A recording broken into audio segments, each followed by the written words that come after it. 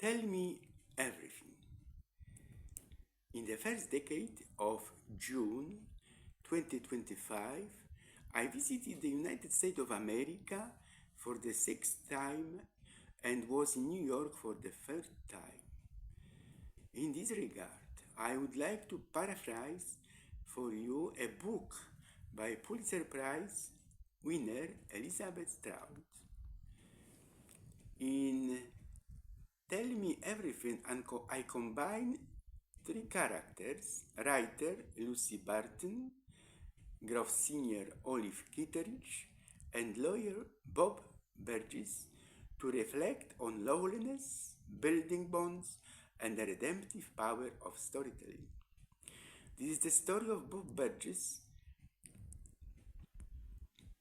a tall, solidly built man who lives in the town of Newark, New Jersey, and is 65 years old at the time of our talk.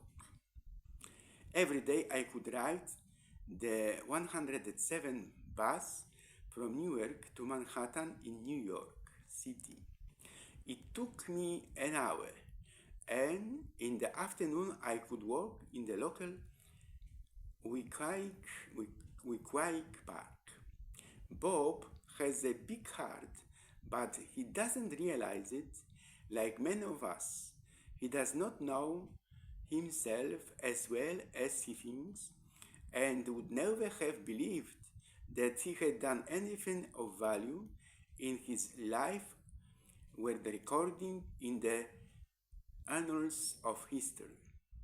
But he did, and as we all did. So, fall comes early in Newark. In the second or third week of August, a person driving a car may look up and see the top of a tree turning red in the distance. As it happens, the first such tree in Newark this year was a large maple by the church, Galilee Baptist Church.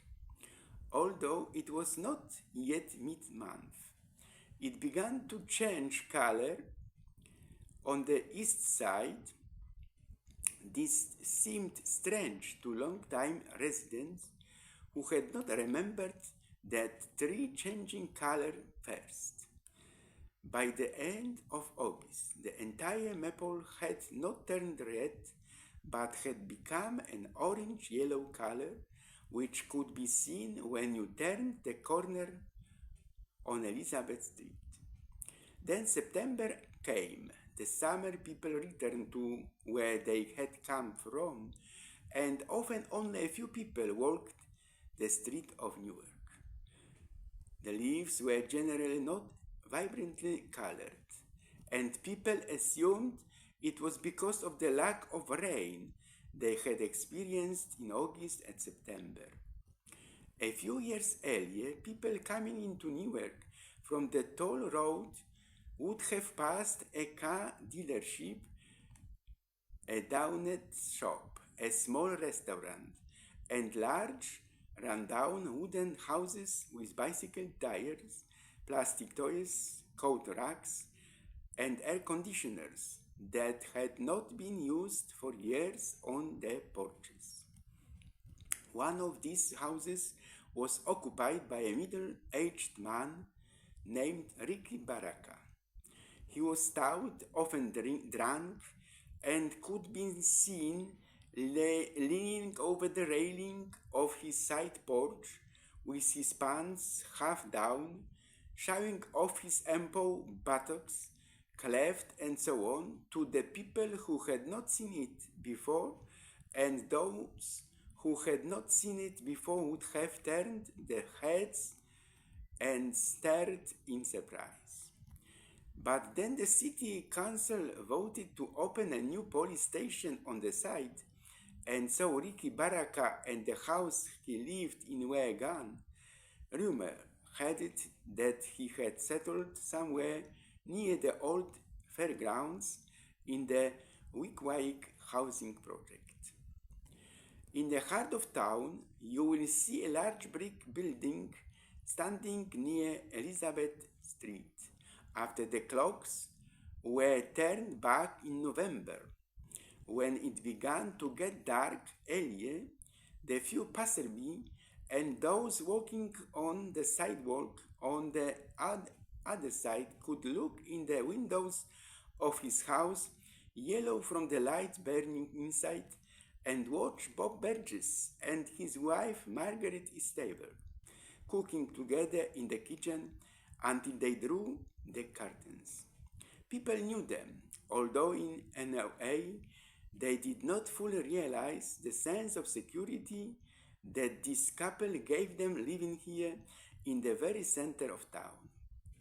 Margaret was a Unitarian minister and had her own congregation, but Bob had worked as a lawyer in New York for many years in his youth, but no one ever pointed that out to him, perhaps because he had grown up in New York City Center, 45 minutes away.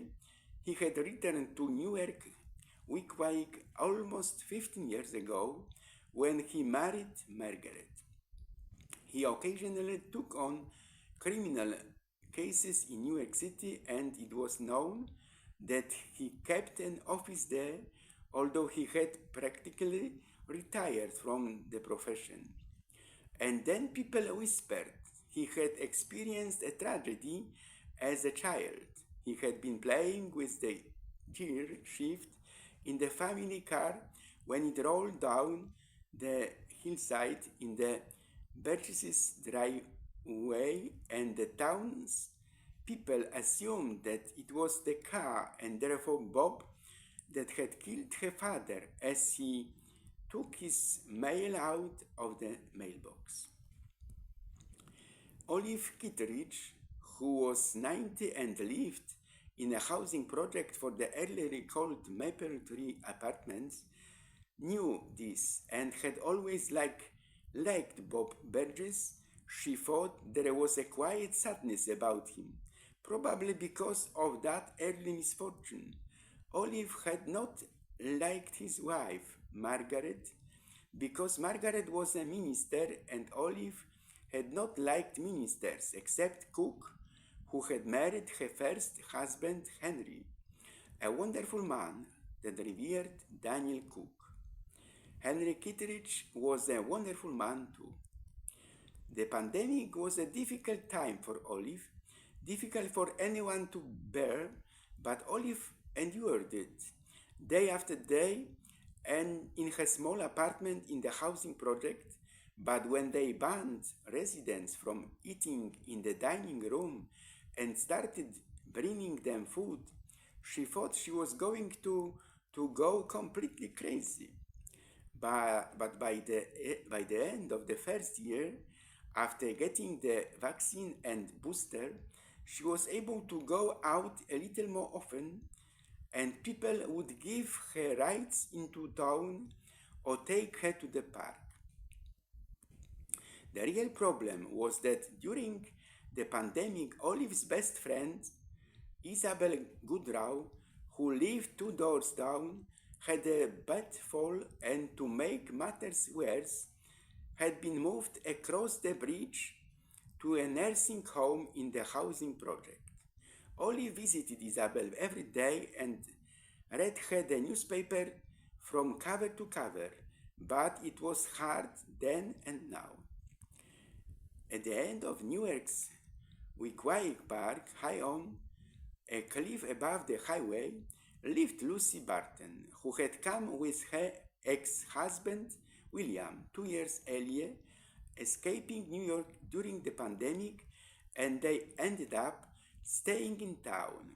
This was a mixed bag, partly because of her natural reserve towards New Yorkers, but also because of people like Lizzie Barton, who had decided to stay. Housing prices had skyrocketed, and New Yorkers who had hoped to move into a nicer house were now finding they couldn't afford it. Lucy had grown up in a small town in Illinois, but she had spent her entire adult life in New York and had never ever been to Newark as a summer resident until she moved here with her ex-husband. She was also a novelist, and that brought mixed reactions. Most people would have preferred her to go back to New York, but no one had a bad word to say about her, and except for walks along the highway with her friend Bob Burgess, she was rarely seen, although she was noticed occasionally entering the small office she had rented above a bookstore through the back door. Most of the storefronts on Elizabeth Street had signs saying help wanted or hiring immediately, and a few restaurants on the waterfront had closed because they couldn't find workers. What went wrong? There were a lot of theories, but it's fair to say that most people in Newark didn't know. They just knew that the world wasn't what it used to be. And most of the people in Newark were old or getting old because that's how the population of New Jersey had been for years. Some said that was the problem. There weren't enough young people to take the jobs. Others argued that the labor shortage was not unique to Newark but nationwide. Some speculated that there was an opioid crisis and that people couldn't be hired because they couldn't pass drug tests. Others thought it was the younger generation, like Malcolm Moody's 16-year-old grandson, who came to visit for 3 days and played video games on his iPhone non-stop. What could be done about it? Nothing. And then in October, the leaves burst into color, bathing the world in gold. The sun was shining, yellow leaves were flying everywhere, and it was a beautiful sight. The days grew cool and it rained at night, but in the morning the sun rose again, and all the brilliant beauty of nature gathered around Newark. The low clouds in the sky would suddenly block out the sun, and then just as suddenly they would part and it would be as if someone had turned on a light. The sky would become blue and bright again, and the yellow-orange leaves would fall quietly to the ground. One day in October, Olive Kitteridge had a single thought, but she thought about it for almost a week before she called Bob Burgess. I have a story to tell this writer, Lucy Barton. Make her come and see me. Olive thought about this story more and more and decided, as people often do, that if she told it to a writer, it might be used in a book someday. She didn't know whether Lucy was a famous writer or not, but she decided it didn't matter. There was always a long line of Lucy's books waiting at the library. So Olive ordered them from the bookstore, read them from cover to cover, and thought that Lucy might like and even use the story she had to tell. So on this autumn day, the yellow leaves of the tree visible through the big glass back door were rustling to the ground as Olive waited for Lucy Barton to arrive. She sat in a chair with headrest, looking at 3 chickadees and a bird's feeder, 2 big ones and 1 little one. When she leaned over, she saw a squirrel. She rapped her knuckles hard on the window, and the squirrel scurried away. Ha, Olive said, leaning back in her chair. She hated squirrels. They ate her flowers and scared the birds away all the time. She found her glasses on the table next to her, reached for the large cordless phone that was also on the table, and dialed a number. Isabel, she said, I can come over this morning.